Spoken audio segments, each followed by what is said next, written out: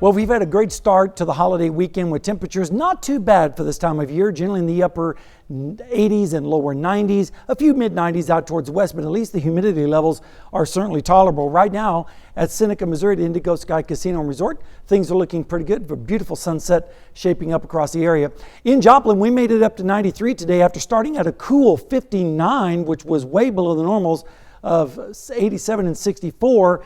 But look at the rainfall. We're still about 10¼ inches of rain so far for this year behind, and nothing on radar right now, and it's going to stay that way for several more days, and then we might see some changes. But temperatures right now are not that bad. Generally mid 70s up in Stockton with 77, same thing in Monette.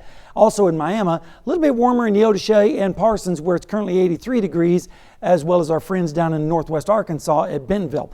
But here's the big factor. The dew points are in the mid 50s and even a few lower 60s, and as a result, that's making it feel not too bad and in some places pleasant out there, and that's what's allowing the low temperatures to drop at night as well. Rainfall chances for the next 36 hours are going to be pretty close to zero.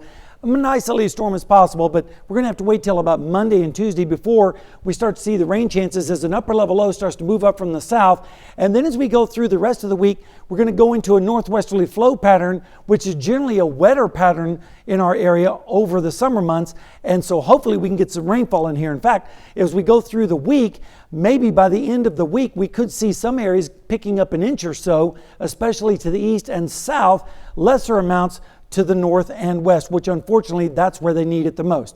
Temperatures tonight are going to be down into the 60s once again, 64 in Columbus and in Pittsburgh, 62 in Chanute, well actually Chanute, 64 in Iola at 62. Then tomorrow, partly cloudy skies, an isolated storm might occur down in Oklahoma side, but generally temperatures will be in the 90s. And then as we go into Monday morning, we're going to see southerly winds and temperatures milder.